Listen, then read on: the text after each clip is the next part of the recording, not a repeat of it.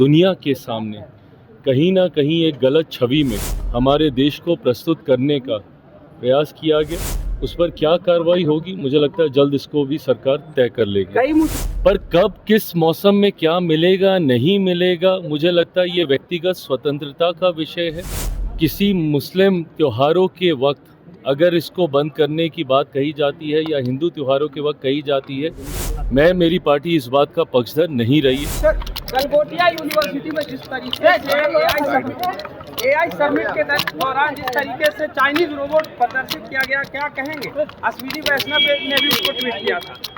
देखिए, ये एक बड़ी चूक है और एक यूनिवर्सिटी के द्वारा इस तरीके से गलत चीज को प्रदर्शित करना और उसकी ओनरशिप लेना, मैं मानता हूं ये सरासर गलत है। जो वहां पर मौजूद थी उन्होंने कई शब्दों से खेलने का प्रयास किया कि गलत तरीके से कहा गया, गलत तरीके से समझा गया।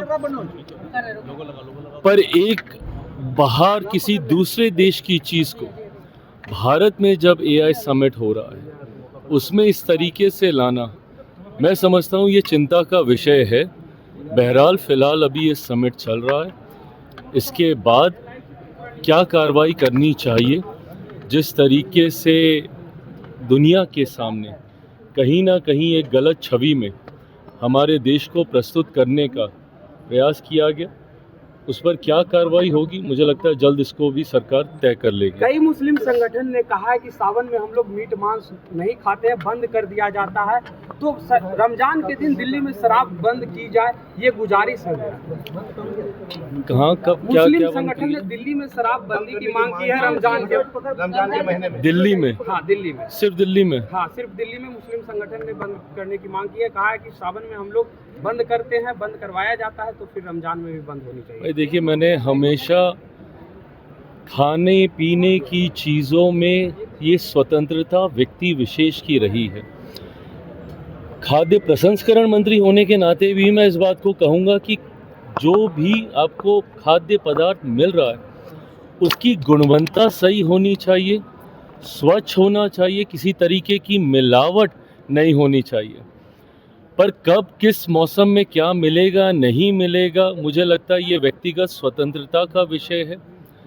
कभी अगर किसी मुस्लिम त्योहारों के वक्त अगर इसको बंद करने की बात कही जाती है या हिंदू त्योहारों के वक्त कही जाती है, मेरी पार्टी इस बात का पक्षधर नहीं रही है। हम लोगों ने हमेशा इस बात का पक्ष रखा है कि ये व्यक्तिगत चयन का विषय है, व्यक्तिगत स्वतंत्रता का विषय है, इसमें राजनीति नहीं होनी चाहिए। नीट छात्रा के परिवार को लगातार धमकियां मिल रही है। नीट छात्रा के परिवार को धमकियां मिल रही है। अगर ऐसा कुछ भी हो रहा है, सरकार सुनिश्चित करेगी कि उनके परिवार के साथ ऐसी कोई घटना ना घटे।